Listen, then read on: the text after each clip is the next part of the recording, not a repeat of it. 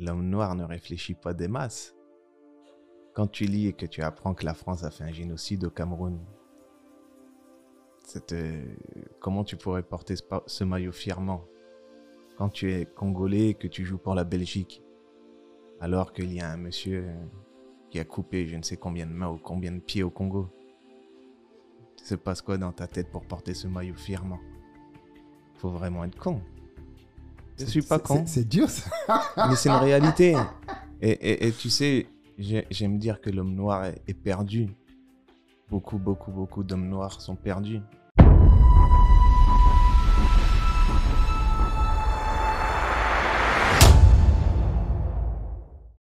J'ai parlé dernièrement du détachement et de l'importance de laisser couler les gens sur soi et de les laisser rapetissir sur nos vêtements.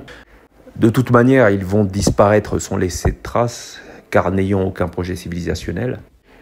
Les laisser vivre leur simple vie, les laisser essayer de bloquer ceux qui veulent voir en hauteur, mais la réalité est beaucoup plus complexe que ça. La réalité, c'est que souvent un manque de confiance en nous se traduit par une confiance excessive en l'autre. Donc il y a parmi nous des gens qui sont dans une prison. En réalité, nous sommes tous dans une prison, mais certains font mention de cette prison à leur propre psyché, donc ils essayent d'en sortir parce qu'ils sont conscients d'être dans une prison. Et c'est ce qu'on fait ici dans le cercle des initiés. On essaie de sortir de notre propre prison afin de pouvoir atteindre un niveau supérieur qui est le véritable nous, avant la prison conçue par notre conditionnement. C'est à peu près ça la théorie du cercle. Mais on ne prend pas vraiment conscience d'une chose, c'est que nous ne sommes pas les seuls prisonniers. Donc lorsqu'on fait un travail d'éveil de conscience générale ou généralisé, on ignore une chose, c'est qu'en réalité, nous sommes dans une prison où nous sommes plusieurs. Nous sommes plusieurs dans la caverne de Platon. On est plusieurs enchaînés au mur à avoir l'impression que les ombres sont des êtres vivants. La réalité, c'est qu'on n'a jamais vu la lumière et il ne sert à rien de penser que ceux autour de nous sont capables de prendre conscience des choses dont on a conscience, parce que nous avons conscience de ces choses pour une simple et bonne raison, c'est que on a cette capacité d'introspection que n'ont pas ceux qui sont autour de nous pour la plupart, et ça peut faire vraiment mal quand il s'avère que ces gens autour de nous, ce sont nos proches. Ça fait mal de concevoir qu'un proche est mort, parce que c'est une manière de voir les choses. Lorsqu'on est dans une conscience supérieure, lorsque vous êtes dans une conscience supérieure et que vous avez affaire à quelqu'un qui est dans une conscience inférieure, c'est un peu comme si vous étiez victime, ou plutôt vous étiez témoin d'une mort. Lorsque vous prenez vie, le jeu prend fin. Et donc, d'autres meurent. Pour que vous viviez, il faut que d'autres meurent. En réalité, l'éveil de conscience, c'est prendre conscience aussi que les autres sont morts.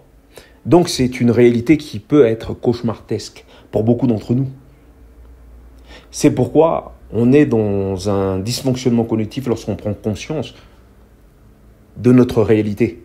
Ce dysfonctionnement cognitif, c'est surtout l'idée affreuse qui est de se rendre compte que les personnes faisant partie de notre environnement n'existent pas parce qu'elles ne sont pas éveillées. C'est comme dans Matrice, elles sont comme dans le fœtus, dans un fœtus artificiel, contrôlé par une matrice.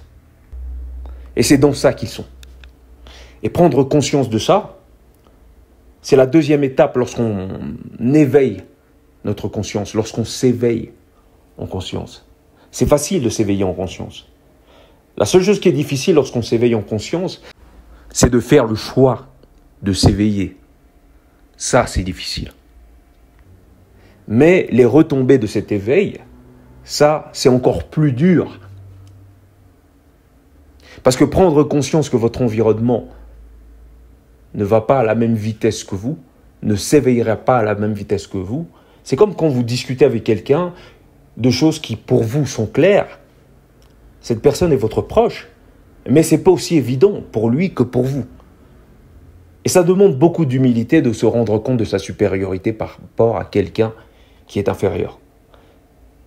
C'est comme l'idiot, pour se rendre compte qu'il est idiot, et donc pour ne plus le rester, il doit faire preuve d'humilité. En réalité, les gens idiots sont surtout des gens qui manquent d'humilité, et ils ne peuvent pas faire l'introspection. L'introspection serait trop douloureuse. Se rendre compte que je suis stupide.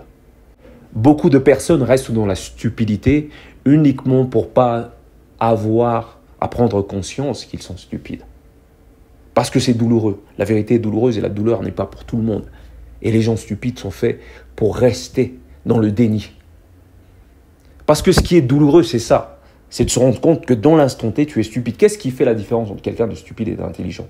Étant donné que nous sommes tous pareils, nous avons tous deux mains, deux jambes. La différence entre la personne éveillée ou la personne intelligente et la personne stupide, c'est que la personne éveillée prend conscience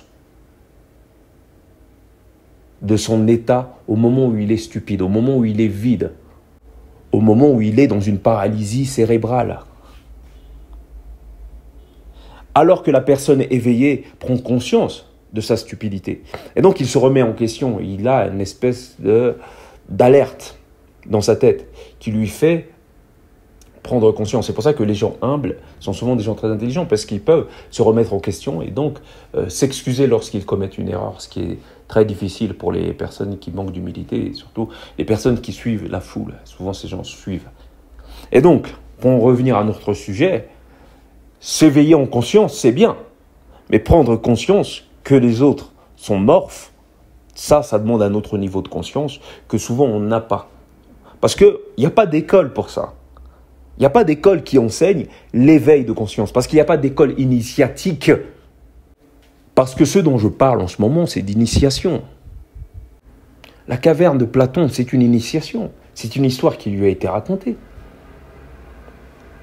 On a essayé de l'initier, de le sortir de son ignorance par les prêtres égyptiens ou je sais quoi. Et pour le sortir de cette ignorance, on a dû trouver une histoire le faisant prendre conscience que l'ignorance est un état de mort cérébrale dans lequel se retrouve une pluralité. Et lorsque vous sortez de cette prise de conscience, lorsque vous vous éveillez en conscience plutôt, si vous revenez éveiller la conscience des autres personnes qui sont encore en état de mort, ces autres personnes qui ne sont pas conscientes, qui n'ont pas l'esprit éveillé, et que vous leur dites que ces ombres que vous percevez à travers les lumières émises par l'extérieur, ce sont des êtres véritables. Si vous expliquez ça à des personnes qui, toute leur vie, n'ont vu que des ombres, ils vont vous tuer. Moi, il n'y a pas plus tard que ce matin, j'ai été, donc je suis ici au Congo, j'ai été dans ce qu'ils appellent la régie des eaux pour régler une facture. J'y étais en Marcel parce que j'étais offusqué du prix de la facture. Et donc j'arrive là-bas et on me crie dessus par une espèce de grosse maman complètement hystérique parce que j'avais un Marcel. Elle avait l'impression que j'étais en slip. Donc c'est une différence de culture, je l'entends bien, mais sa réaction était excessive. Et donc c'est comme ces gens-là à qui vous dites, parce que la réalité c'est que je suis là pour payer ma facture. D'une certaine façon, je permets à sa boîte de tourner. Je fais tourner son entreprise, moi et tous ceux qui payent leurs factures.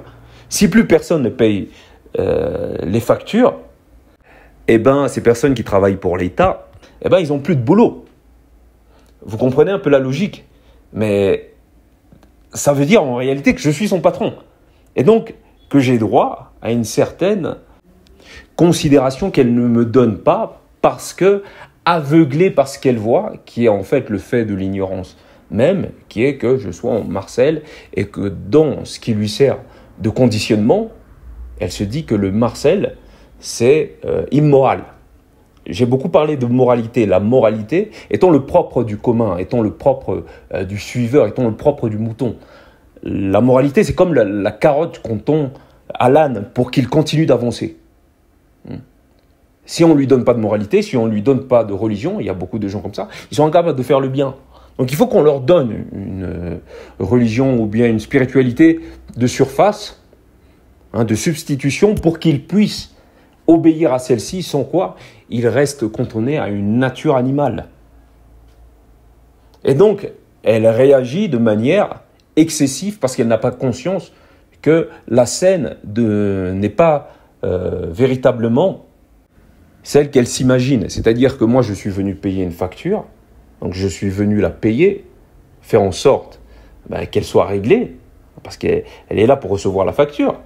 Et elle ne voit que mon Marcel.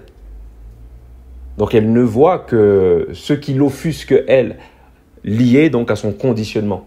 C'est comme un enfant.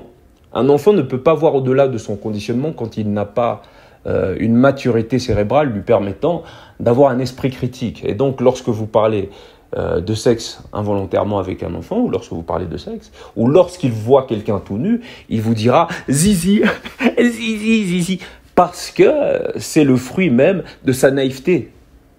Il ne pose pas la question, ou plutôt, il ne remet pas en question sa réaction, parce que pour lui, sa réaction subite, c'est la réalité. C'est un peu comme cette femme, elle est offusquée, parce qu'elle me voit en Marcel, sans questionner la raison pour laquelle elle est offusquée. Donc une incapacité à faire une autocritique, à se voir de manière objective, prisonnier de son propre conditionnement. Et donc, lorsque vous vous adressez à des personnes conditionnées, vous devez prendre conscience, si vous avez un éveil de conscience, c'est-à-dire si vous avez éveillé votre conscience, par le biais notamment des informations que je donne à travers cette chaîne, n'allez pas croire que les informations que je donne sur cette chaîne sont accessibles au commun. Moi, j'ai un environnement, j'ai une famille, j'ai des amis. Les informations que je donne sur cette chaîne, c'est pas adapté au commun. C'est pas pour les gens qui ne voient pas plus loin que le bout de leur nez.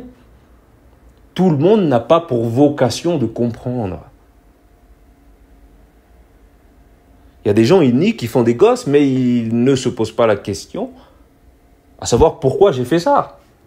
Ou dans quelle finalité, ou dans 10 ans, ou dans 20 ans.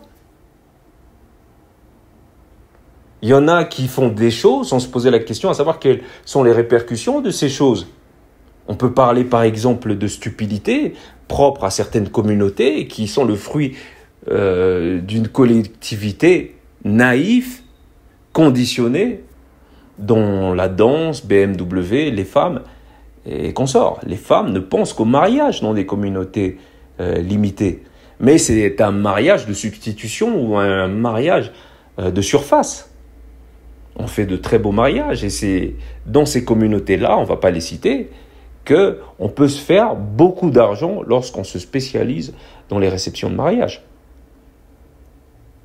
Mais en général, on n'a pas un peuple qui est le fruit donc, de cette union, donc, de ces familles. On n'a pas de famille forte. Donc là où on a des familles fortes, on a des institutions fortes.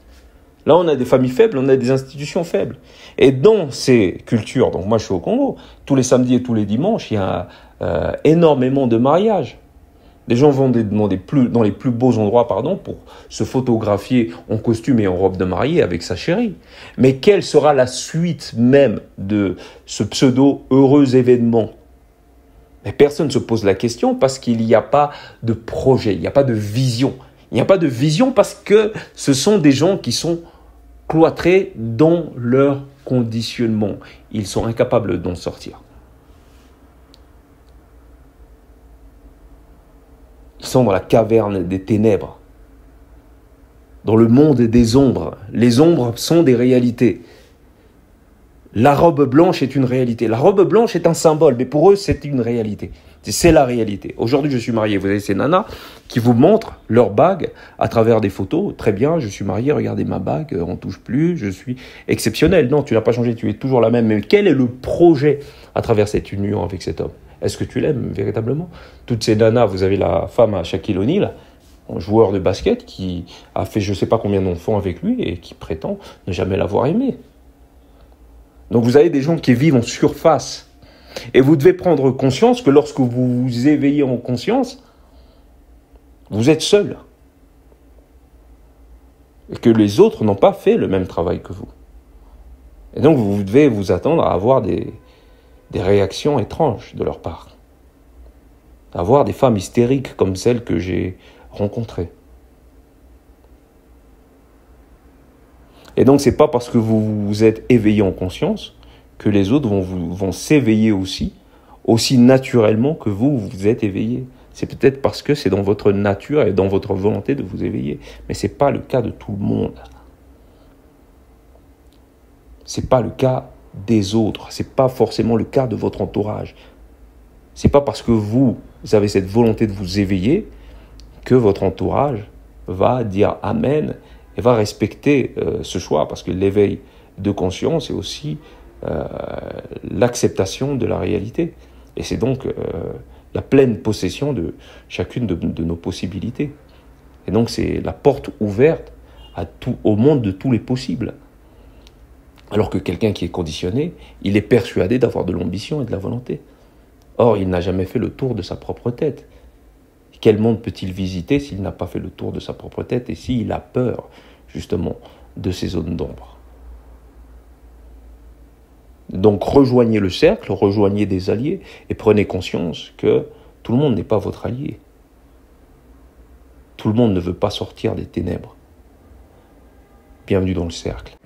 Et une dernière chose, pour les sentimentales, qui gentiment vont me faire le procès de manquer de respect à mon aîné à travers cette vieille maman qui pour moi, à mes yeux, est une pouffe, je dirais ceci. Vous devez savoir une chose. D'abord, je vais parler d'elle. Ensuite, je vais parler de quelque chose qui est plus sociologique autour de ce qui se passe au Congo. Comment ça se passe, comment ça fonctionne. D'abord, je vais parler d'elle. Si, lorsqu'une femme âgée se comporte n'importe comment et que vous vous montrez très indulgent ou trop indulgent à son égard, c'est parce que vous avez un mépris à son égard. Moi, je n'ai pas de mépris à son égard. C'est la raison pour laquelle je m'attends d'elle à ce qu'elle soit représentative, comme on dit, une vieille femme ou un vieil homme qui meurt, c'est une bibliothèque qui brûle. Et donc, moi, je suis un lecteur. Donc, j'ai beaucoup de respect pour les bibliothèques. Et donc, quand une bibliothèque se comporte comme une vidéothèque porno, je m'excuse, mais le respect à son égard que je suis censé lui accorder, eh ben, je le reprends. Et je la traite comme la souillon qu'elle est. Parce que je regrette, il y a beaucoup d'hommes, notamment dans cette communauté africaine, qui sont tellement prisonniers des traditions qu'ils en oublient, d'être assez durs pour voir les choses telles qu'elles sont. Et c'est par respect pour ce qu'elle est censée être et qu'elle n'est pas que je me montre dur.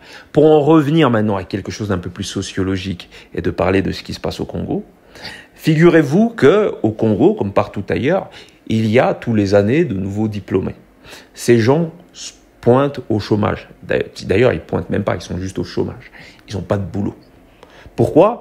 Parce qu'on se retrouve avec ce genre de nana, de vieilles poufs incompétentes ou des vieux gars incompétents. Parce que derrière, ceux qui arrivent derrière avec de bonnes idées, avec de la jeunesse, avec une mentalité conquérante, eh ben, ils ne peuvent pas bosser. Parce que, figurez-vous que ces personnes qui sont à l'âge de la retraite, ils ne veulent pas partir. Ils ne veulent pas partir parce qu'ils ne seront pas payés à la retraite. Et donc, c'est une question de survie. Elle reste, elle me fait chier, elle fait chier le monde. Rien ne fonctionne dans cet état à cause de ce genre de configuration. Ce n'est pas de sa faute directement, mais ça ne l'empêche pas de me faire chier malgré son rôle de merde. Donc voilà pour les petits sentimentaux, comme il y en a souvent un peu partout là, qui aiment faire la morale. T'as pas à te comporter comme ça, il faut la comprendre. Non, je comprends personne. Lorsqu'on est dans un éveil de conscience, lorsqu'on est dans une conscience supérieure, on n'a pas la même indulgence que quelqu'un qui accepte tout. Moi, je connais des personnes qui peuvent abandonner leurs amis. Je connais des personnes qui peuvent laisser une femme, c'est pas du tout mon cas, je me suis déjà retrouvé dans la merde à cause de ça, qui peuvent laisser une femme se faire tabasser en public.